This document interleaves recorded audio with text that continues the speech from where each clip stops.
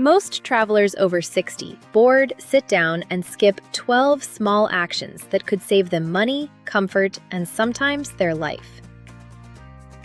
A 70-year-old man boarded a flight to Denver last winter, sat down, put in his earbuds, and did nothing else. 90 minutes later, he was pale and sweating, struggling to tell a flight attendant where his blood pressure medication was. Checked bag over Nebraska. None of that had to happen.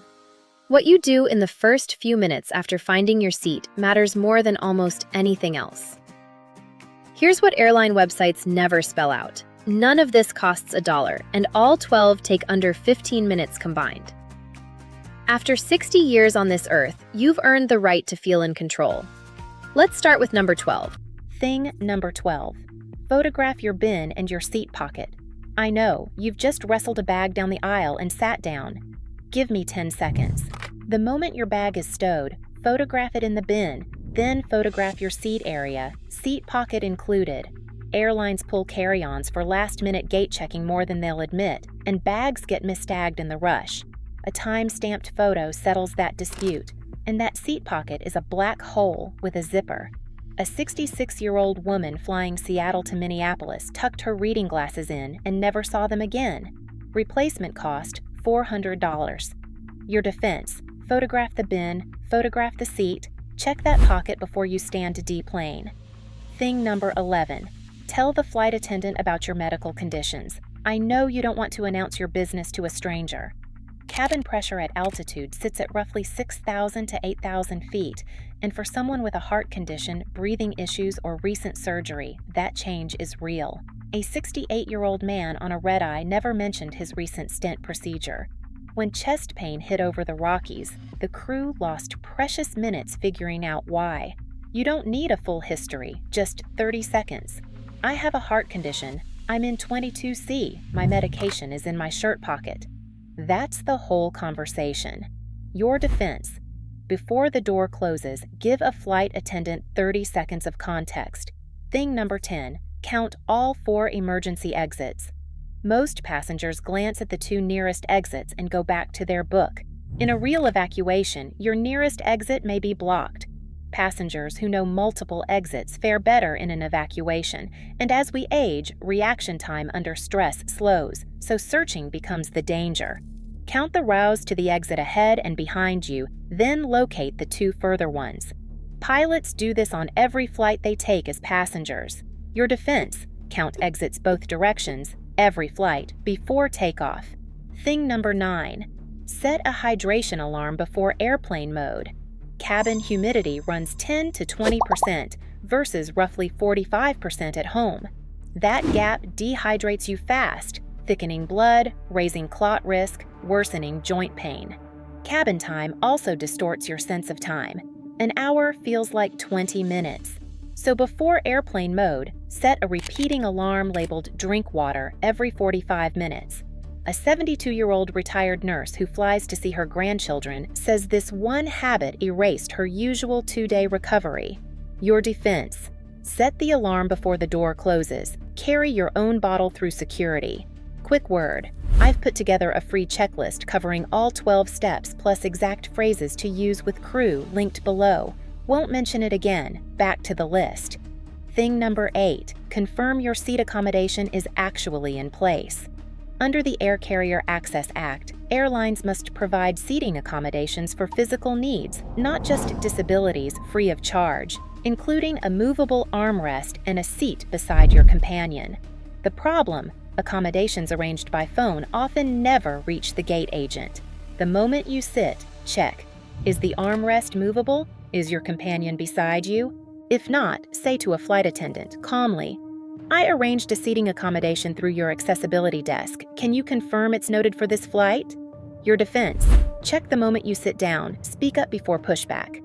Thing number 7. Move critical medications from your bag to your body. If something happened right now, could a stranger find your medication in 30 seconds? Crews responding to a medical event need a fast answer, not a scavenger hunt overhead. The moment you stow your bag, move nitroglycerin, insulin, inhalers, blood thinners, or an EpiPen into a front pocket or small pouch on your body. A 63-year-old woman with a known heart condition packed her nitroglycerin in checked luggage. I'll let you imagine how that went. Your defense: stow the bag, then move your medications to your person. Every flight, no exceptions. Thing number 6, start the in-seat circulation routine. Deep vein thrombosis, a blood clot in the calf, is a real risk past 3 hours in the air, and the risk climbs with age and immobility. Most people do nothing until their ankles swell at baggage claim. Instead, before pushback, roll your ankles 10 times each direction, flex and point your feet 20 times, press your heels, then toes into the floor for 30 seconds. Repeat every 45 minutes, same schedule as your hydration alarm. A 68-year-old retired mail carrier calls this his secret pre-flight workout.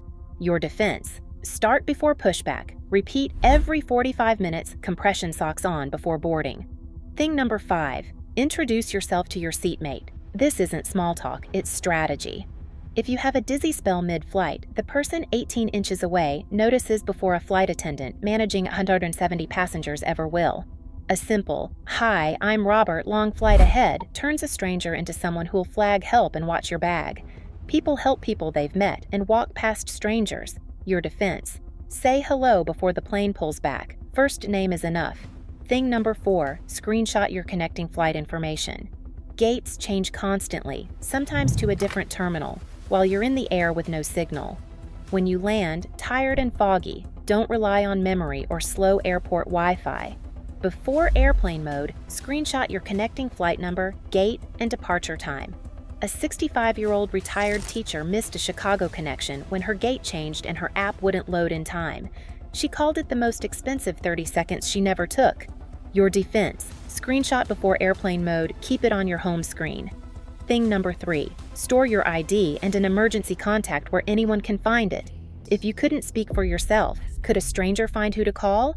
Most IDs are buried in a bag, and emergency contacts sit in a locked phone nobody can open. The fix takes 2 minutes. Set your phone's medical ID or lock screen with a contact, and keep your ID next to your medication. A 74-year-old man traveling alone fell in the aisle. The crew found his emergency card in his jacket in 10 seconds, and his daughter was on the phone before the plane landed. Your defense: set your lock screen, keep ID within reach, every flight. Thing number 2, learn your route to the nearest working call button and galley. Not every call button works, and crew aren't always stationed where you'd expect. The moment you sit, note where the crew actually is and find your row's exact button. If you wake from a nap disoriented, which happens more than people admit after 60, that orientation means no panicked fumbling at 2 a.m. over the ocean. Your defense: locate your working call button and nearest galley the moment you sit down. Thing number 1, identify the complaint resolution official before you need one. Here's the one gate agents hope you never learn. Every U.S. airline is legally required to have a complaint resolution official, a CRO, at every airport every hour it operates. A CRO can override a denied wheelchair, reverse a boarding refusal, and mandate a seating accommodation a gate agent claimed didn't exist. A 61-year-old woman found her pre-arranged seat given away, and the gate agent said nothing was available. She didn't argue. She said 5 words: "I need the CRO, please." She was moved to a premium seat in under 10 minutes, no charge. Your defense: the moment something goes wrong after boarding, say those 5 words before you raise your voice. Now I want to hear from you.